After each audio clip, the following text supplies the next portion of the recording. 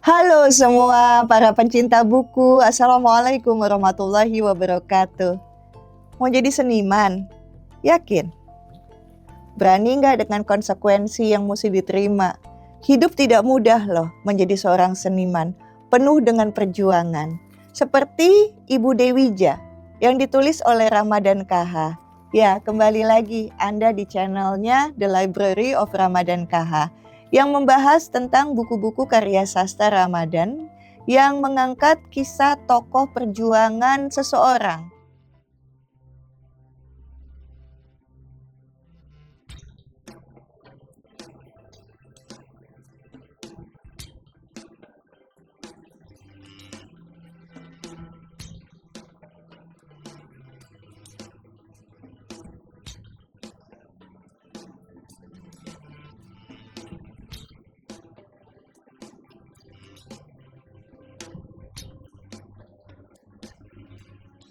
Kali ini yang diangkat adalah tokoh perempuan dan seniman. Entah kenapa saya perhatikan ayah mertua saya. Kalau menulis tokoh perempuan, itu romantismenya sungguh luar biasa. Saya pernah bertanya itu kenapa sama ayah mertua saya. Pak, kenapa kalau misalnya tokohnya perempuan seperti Ibu Inggit, Ibu Dewija, itu bahasa-bahasanya tuh lebih bagus. Dan ketika saya membaca, itu hati saya seperti kayak ikut bergetar. Seseorang yang berbicara atau seseorang yang menulis menggunakan seluruh kemampuan hatinya, pasti kalau itu menjadi sebuah buku, yang ngebaca juga bergetar. Nyampe tuh energinya. Atau berbicara.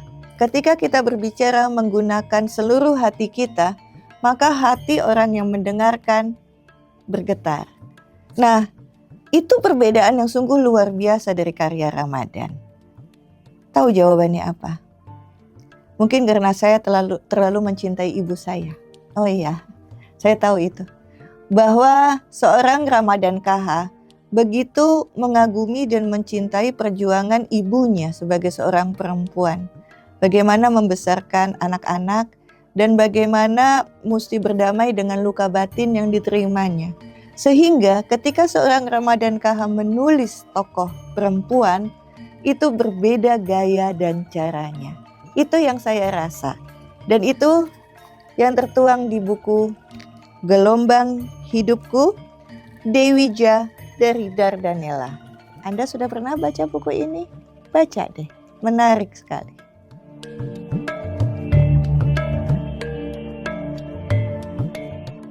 Keadaan kami tetap miskin, lebih miskin lagi. Malahan daripada waktu yang sudah-sudah.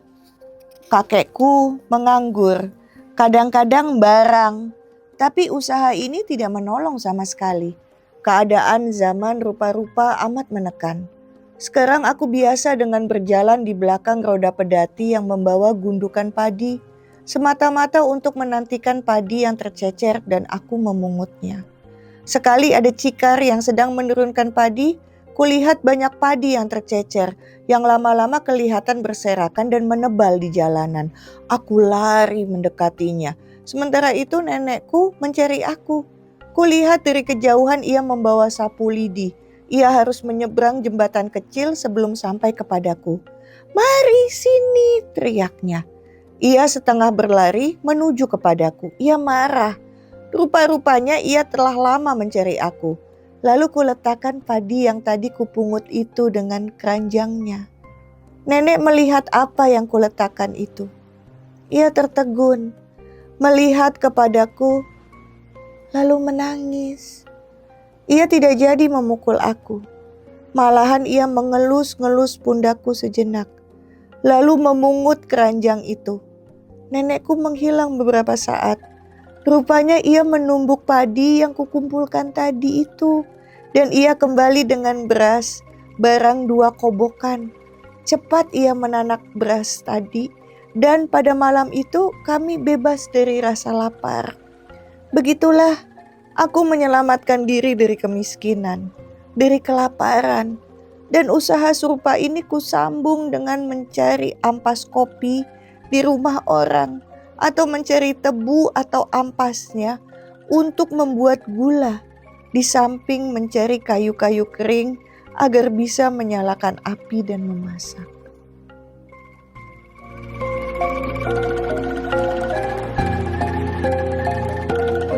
Bella, kalau Ya. misalnya kan kamu juga adalah orang yang ada di atas panggung, perempuan. Menurutmu itu masih menjadi sebuah kesulitan yang berarti nggak, seperti apa yang disampaikan oleh Ibu Dewija di buku yang dibikin oleh Ramadan KH dengan Gelombang Hidupku ini? Oke, baik. Terima kasih Bu Munas, sebelumnya udah diberi kesempatan untuk membahas Gelombang Hidupku, Dewija dari Dardanella. Ini menurut aku nih buku yang sangat-sangat inspiratif sekali, karena meskipun emang mungkin perbedaan zamannya itu udah ya jauh lah pasti. Kalau aku kan masuknya kan angkatan milenial, sementara Ibu Dewija ini kan dia pada saat masa-masa berkaryanya itu adalah menjelang Perang Dunia Kedua, if I'm not mistaken, dimana dia itu berasal dari, bukan dari keluarga kaya juga, dari keluarga kampung gitu ya, ibaratnya yang miskin lah pada masa itu, tapi bagaimana dia berjuang untuk bertahan hidup dengan berkesenian gitu, dimana mungkin pada masa itu tuh kebanyakan mungkin pemain seni pertunjukan tuh masih didominasi oleh sebagian besar laki-laki gitu, jadi patriarkinya tuh mungkin masih kental banget gitu, dimana mungkin peran perempuan belum sebanyak sekarang gitu. Jadi aku tuh ketika membaca buku ini bisa dibilang biografi nggak sih? Bisa ya, biografi dari Ibu Dewija ini tuh aku seperti berkaca bahwa perempuan itu dari generasi ke generasi itu ya memiliki strugglingnya sendiri gitu. Even sekarang pun juga ketika dunia sudah lebih modern dan lebih membuka ruangnya terhadap perempuan untuk berkarya, tetap aja perempuan tuh masih harus struggling juga nggak sih Bu? Apalagi kan Bu kan juga you're also ya selain performer juga ibu rumah tangga, seorang istri, seorang ibu. Jadi kayak perempuan tuh punya banyak peran dan dituntut bisa berperan dengan baik gitu di setiap situasi kondisi yang berbeda-beda. Pada saat dia bekerja, ya mungkin pada saat di atas panggung dia jadi seorang seniman, tapi mungkin ya pada saat dia di rumah dia memiliki peran lagi yang berbeda-beda, dan itu semua tuh harus bisa kita perankan dengan baik. Sementara itu kita cuma satu orang gitu. Tapi aku ngeliat ya Ibu Dewija dengan segala perjuangannya itu gitu, apalagi pada saat Dardanella tuh udah sampai ke luar negeri, itu kelihatan banget gimana dia di tengah perjuangannya di dalam hidup tuh dia tetap menaruh Indonesia di hatinya. Itu dia, itu hebatnya dari seorang Dewija tuh, menurut aku itu sih diplomasinya. Keren banget.